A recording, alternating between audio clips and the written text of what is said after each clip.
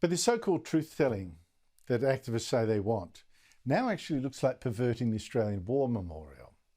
The War Memorial is government funded. It's actually set up under a law that says it's there to honour those who died in active service in war or in warlike operations by members of the Defence Force. That's what it's there for. That's what it's funded for.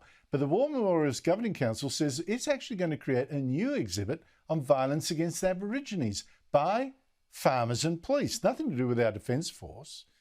And it won't have any exhibit on the far deadlier wars, brutal, between Aboriginal tribes themselves, because that truth-telling, that's not welcome.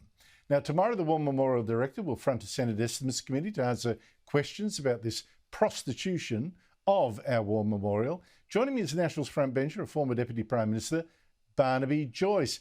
Barnaby Joyce, thank you so much for your time. How on earth can this War Memorial get away with misusing public money and the memorial itself for this propaganda? Because it's politicising it. And Andrew, if I may, I want to read to your listeners what the War Memorial itself said back in 2014. The memorial has found no substantial evidence that homegrown militia units, whether state colonial forces or post-Federation Australian militia units, ever fought against Indigenous population in Australia.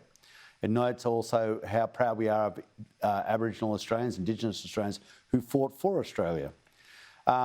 Even if some of the details remain disputed owing to the paucity and unreliability of the records, we can't actually discern that these issues which have been purported in the veracity of which they happened.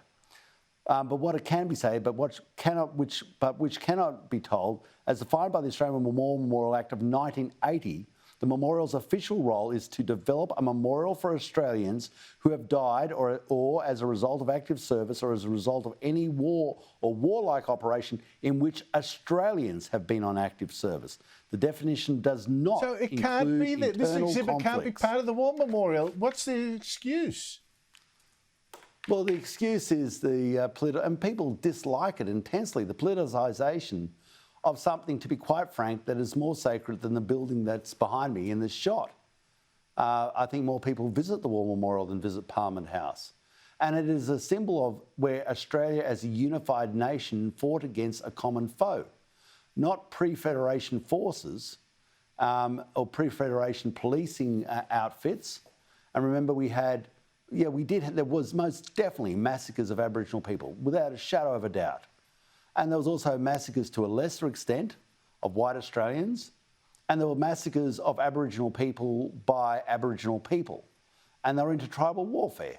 And so we have memorials in Australia and memorials in Canberra for people who have died in honourable service that are not in the War Memorial. And the police memorial is a classic example of those.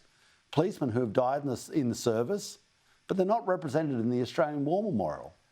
And the idea that we would therefore start confusing what is happening in the Australian War Memorial by people coming up and saying, oh, this is where Australians fought against Australians. But it actually wasn't in Australian forces. It wasn't actually under the guise of the Australian nation. I think can only be read in one way. It's politicisation of our most sacred monument in this country. So true. And you touched on something earlier I think is very important here. The War Memorial is there to commemorate moments of unity, It is there to unite us in a shared grief for people who gave their lives, in many cases, to defend Australia.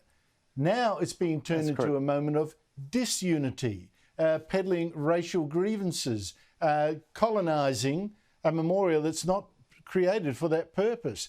Can this prostitution of the Australian War Memorial be stopped?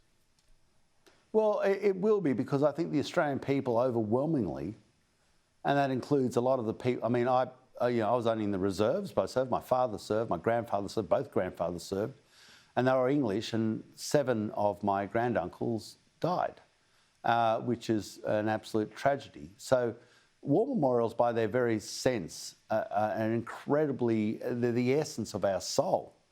And we're so proud of the War Memorial. I mean, I can't believe that it's become turned, under this, new Labor government. They envisage turning it into a sort of a political football.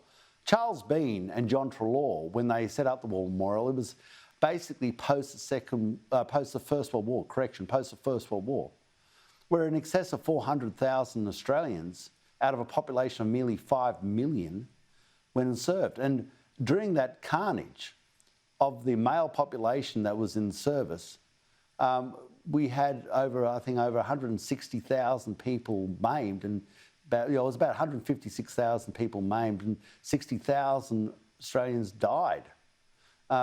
Around about 15% of the male population in service age were either killed or maimed. And of course... What a tragedy. And 30,000 soldiers, when they returned, died of their war injuries. Now, they're not in the memorial. This is there to commemorate. And those 30,000... This is what's there to commemorate, not race politics. And also remember, those 30,000 people who came back and when they'd been gassed and died, they're not in the memorial. Those names are not in the memorial. Well, put them there first. Put them there first. Barnaby Joyce, please keep fighting this, because this is insane. It's obscene. It's actually obscene. Thank you so much for your time.